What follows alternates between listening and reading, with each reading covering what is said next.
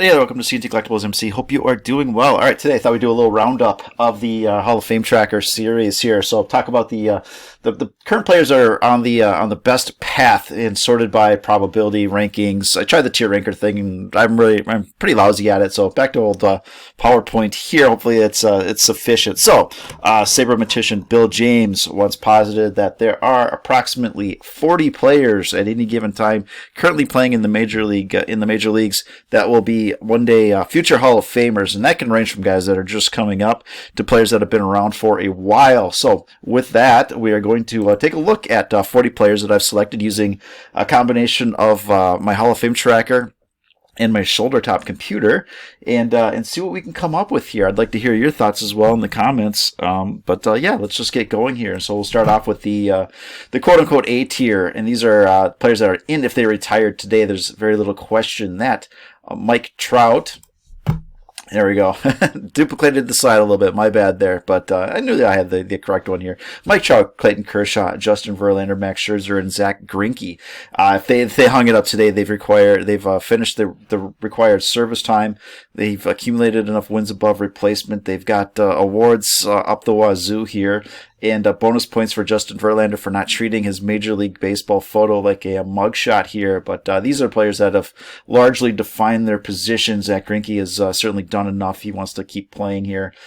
He's tailed off a little bit more than the others in this category, but he's also done enough. He's got the Cy Young Award and 60-plus wins above replacement, which historically gets her done. So, again, if they hung it up today, these are players that I believe would be in. Next tier here would be players that maybe they need a little bit more time. They've largely put in their service time, but and they have the awards, but a few more years just to accumulate some more stats would not hurt things at all. Joey Votto would put him in the initial tier because I don't think he's going to do much more to help himself. He's actually hurting his numbers a little bit by hanging around as long as he has. You can't fault him for wanting to play the game. You play until it's taken away from you. You don't play it until you're done. Oh, some players do, but he's probably in, but Hall of Fame voters may have some pause with 350 home runs, 2,100 hits out of a first baseman. You'd like to see more, but he does have an MVP. He is pretty well liked, and I think that's enough to get him in. Mookie Betts, 60 wins above replacement roughly. I think he's at 58 and change here. MVP. And he's continuing to get better here, so I think if he hung it up today, he's light in some of the categories that he should have no trouble achieving. Hanging around a few more years, it's tough to hang it up at age 30 and get in. So very few people can get away with that one, including Mr. Betts. And so hang around, do what he's doing for another 3-4 years, and he's going to be in that A tier. Freddie Freeman, same thing here. He's got the MVP, one of the best hitters in the game, making a run at 3,000 hits if he wants to hang around for it. But the same thing applies here. Just a few more years of just doing what he's doing, not even at the level that he's doing it right now. Just be an average player and do that for another 3-4 years, and he's in. So he doesn't have to do much. He doesn't have to put up monster years or anything like that. He's pretty much got it covered here. Bryce Harper, a couple of MVPs. Same thing. You're 30-ish years old.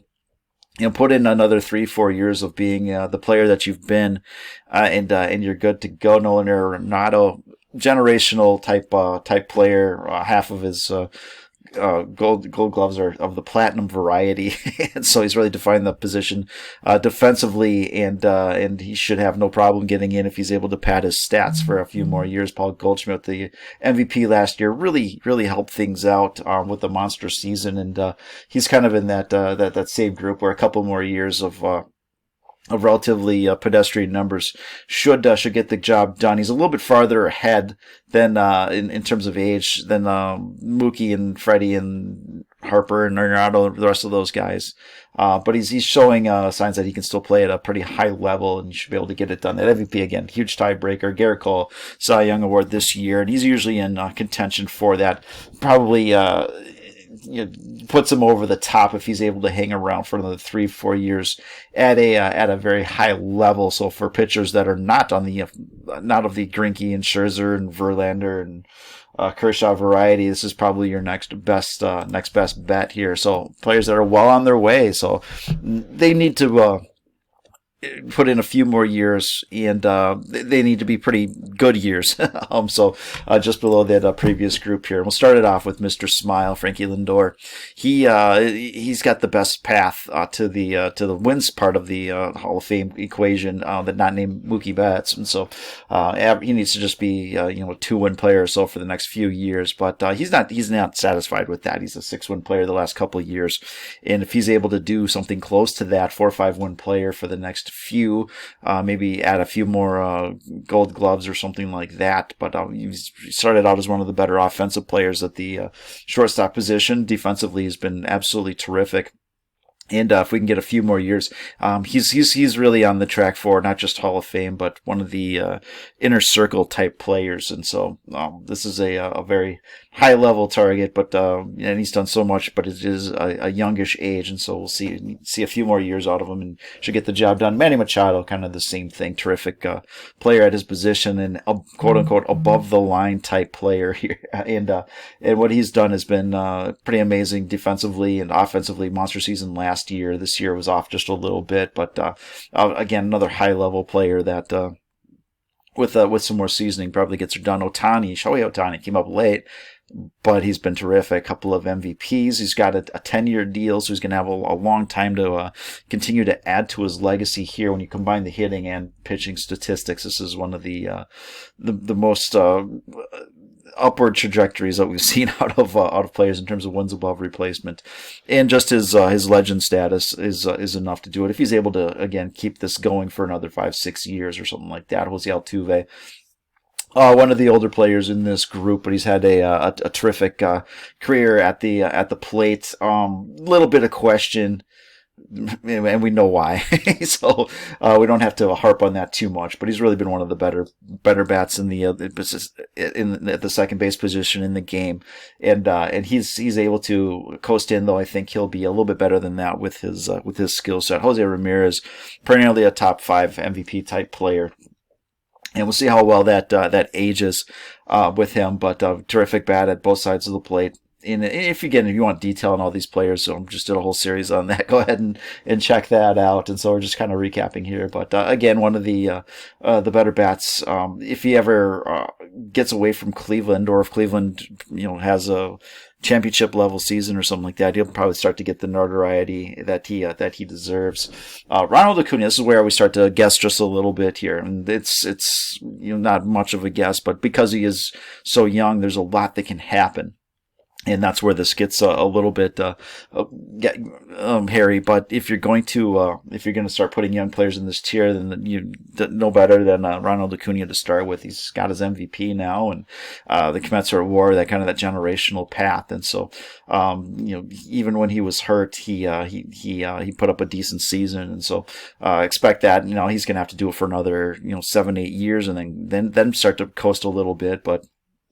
He is, as the title of this page says, well on his way here. Juan Soto, same thing. He's just a generational plate presence, hitter type player, and the defense is whatever it is. But now that he's a Yankee, that's just going to add fuel to the fire. Just like Aaron Judge, you're gonna have legend status playing in that market. And so Aaron Judge came up late, but he's able to combine 2 years into one in terms of wins above replacement, and has the home run title. He's got injury concerns, but even when he's been injured, he's put up all-star level seasons instead of MVP level seasons. And so he is well on his way if he's able to keep things going for another 4 or 5 years at a high level, have a crack at 500 home runs. And again, when you start to get past those guys that are kind of guaranteed to get in, then players like Aaron Judge are probably a better bet than some others. And so you've got a number of players that could be in that tier, but for one reason or another, they're just below it. And so start off with Carlos Correa, came up early. And really produced pretty well, but he seems to be slowing down the past couple of years. There's been some injuries, and then the batting hasn't been as great. So he's still a terrific defender, but but it's hard to say that, at this point with his trajectory the past couple of years, like, yeah, just a few more years of what you've been doing, then you're in. It's like, well, a few more years of what you've been doing, you're not getting in. So he needs to kind of pick it up. Xander Bogaerts, another player, is really been one of the better bats in the league for a long time. 30 years old, and he's playing at a high level, but what you need out of these players is a little bit more than these 3-4 win seasons. And he's had some 4 or 5 win seasons, even a couple of 6 win seasons. And so, but we need to see, some more hardware, or just continue with the hardware. He's got silver sluggers. He's doing a fine job here. So again, he's just below that tier of guys that probably, and if they just keep what they're doing, but he's got to keep it up keep it up at a high level and keep doing it at a time when some players start to tail off a little bit. And so he needs another 20 wins, 25 wins above replacement to get to that 60 plus level at age 30, and guys start to slow down around, that 34, 35 level. So he's walking a fine line here, but he certainly has an opportunity. Alex Bregman came out of the gates on fire. He had a couple of 8-win seasons, and one of them arguably could have been an MVP level season, which would have changed his fortunes. Possibly changed his fortunes. Again, MVP is a really nice tiebreaker. It'd be great to have one.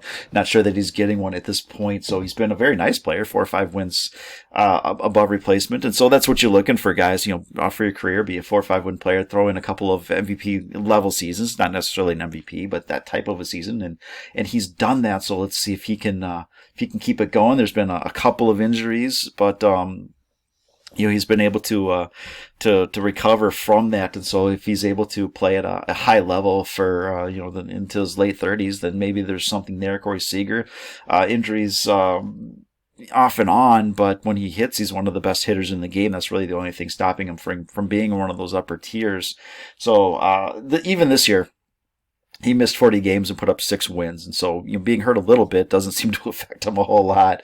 But those injuries have taken him down. So he's right on the path with kind of the average Hall of Famer. And so with him, the question is health. There's no question about the bat. Christian Yelich, surprisingly, on that same track is Aaron Judge for the most part. He's got a lot of hits. He's got the MVP. He's got the batting title, and so he's a great player. He had some injuries this year. He came back just a little bit, and so let's see if he can reaccelerate on that path. And so again, with that MVP tiebreaker and a couple of MVP level seasons.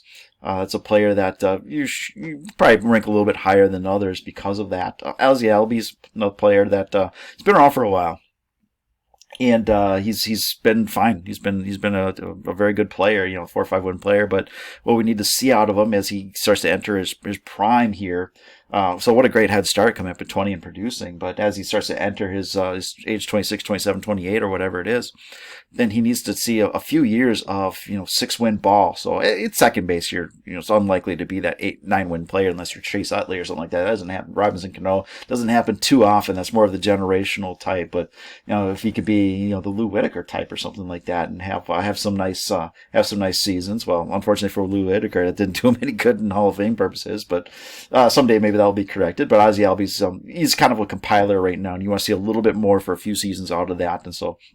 And that's why he's kind of in this tier. Rafi Devers, a couple of really, really nice seasons. Defensively, not very good, but with that bat, he'll be in the lineup. But we want to see, he's had the 6-win season, but we want to see some more of those type seasons if you're really going to be taken seriously as a Hall of Fame contender down the road. But again, came up early and produced. Trey Turner, he's had some injuries, but that was early on in his career. He's been pretty healthy the last few seasons. This year, he had a couple 6-win seasons this year. He cut that down to a 3-4 win season. And the first half of the season, first year in Philly, rough start. There's no question about it. But if you look at the second half from the early part of July on, he was over a 300 hitter, and he took his strikeout rate back below 20%. And so if that's more of the player he's going to be, then he should be 5-6 win player, and that'll clear up his path a little bit if he's able to do that the next few years. Aaron Nola, quietly one of the he's always in the top 10 best pitchers in the National League. Great control. And he's putting up some pretty nice numbers. And it would be nice if one of these years he really put everything together, and other guys took a little bit of a step back, so he could start to get some nice recognition. But quietly putting together a nice longer term trajectory. Spencer Strider is kind of a reach for this tier here. Usually with the young guys, it's like there's so much that could happen. But he's one of the best pitchers in the game this year, Cy Young level season, and if you're going to reach for a pitcher, then that's probably the young guy that you want to do that for at this point here. So, excellent strikeouts, and again, a lot can happen, but we got to take a shot here once in a while. So, it was kind of interesting putting this together. Again, Bill James says, average on 40. So I'm like, oh, how am I going to get to 40? And what ended up happening was I got closer to 50 and had to cut some back. And so it's like, all right, well, let's just take a stab at a few of these guys here. So, Craig Kimbrell, wrap this tier up with. He's got a ton of all-star games, a lot of saves. He's in the top 10. He's right there with Kenley Jansen, but he had more hardware, so that's why I picked him over Jansen. And I didn't want to do too many relievers because the Hall tends to hate relievers. One of the best relievers of our generation, K-Rod, still isn't getting a lot of love. So it's like, well, if I'm gonna take a reliever, I'm only doing one, and this seems like the one that's on the best track, at least for now. So players that are just getting started and can find themselves moving up in a hurry. Fernando Tatis Jr. He's played partial seasons, but even when he does that, he's been terrific. He's got 13 wins above replacement and platinum glove, and really a generational type bat. And so there's a few things under the hood that give me a little bit of concern. And he's a little bit older than some of these guys on this list. Really, because how are the voters going to treat him? I think over time that the drug thing is not going to be a much of a thought at all. And if he plays the way that he's been playing, then he's going to move up into those middle tiers fairly quickly. J-Rod, same thing. He's done exactly what what a Hall of Famer is going to do, come up early and start being like a 5-6 win player right off the bat. So let's just see what he's doing at age 24, 25 before we get too far ahead of himself. So just want to see more track record out of these guys. Adley Rutschman, one of the best catchers in the game. The same thing. Bobby Witt, terrific season last year, 30-30 type player. Well on the track. So if you again watch our series, he's above that average player at his age, and so that's what we're looking for. Michael Harris, same thing. So he's a 4-win player the past couple of years. Now, if he does that for the next 5 years, he's a 4-win player. We don't see those 6-7 win seasons, and he's moving out of here. But for now, what more do you want from the guy here? Bo Bichette, one of the best hitters in the game, right on the track here, and it's kind of funny. He's just people are he's already an afterthought. Like 3 years in. So Corbin Carroll, Rookie of the Year, and Gunnar Henderson, Rookie of the Year as well. So off to a great start at a good age. So if you get a Rookie of the Year and you're 26, it's very different than getting it when you're 21 or 22. So doing what they're doing, if you're going to take shots, those are the guys that we're looking at here. So that kind of wraps up the top 40. There's a few players I left off, and there's a lot of players that could be probably considered for one reason or another, just kind of couldn't make the cut at 40, and this is where we got squeezed a little bit. Yordan Alvarez, one of the best hitters in the game, but I think he's got some health concerns, and we'll see what his longevity is. And so that's why, even though he's got a better path than a lot of these players, the longevity and the health concerned me a little bit. Austin Riley, been terrific since he came up, but he came up at age 24, and you want to see, or 23 and 24, you want to see that production early on. So a little bit later, but if you can keep this up for a few more years, he'll pass a number of these guys, and he'll find his way onto the list. Kyle Tucker, same thing. He started getting full-time at bats at age 24, and he's been great, but kind of like Austin Riley, we want to see, now that you're entering your prime, let's see some of those 6-7 win seasons, MVP level seasons, and we'll have some more confidence. Andres Jimenez, another guy that had a 6-win season last year, took a step back this year. The defense is terrific. See if he can correct the batting thing, but again, you're up early. This was a former top prospect for the Mets. And you better be good if you're getting traded for Lindor. So yeah, he's been just fine, and he's on a pretty interesting trajectory. But he'll have to really keep it going and get back to that five win-ish player or whatever to to make the top 40 here. So that's what I got for you. Thanks again for all the very kind words and comments that I got on the Hall of Fame Tracker series. I enjoyed doing it, and I'm glad a lot of you did as well. And so this recap will kind of be it for that, and we'll do it again next year. I don't want to milk it to death or anything like that, but I figure I can get one more out of it. So that's what I got for you. Have a great rest of the day, and we'll talk to you later. Bye.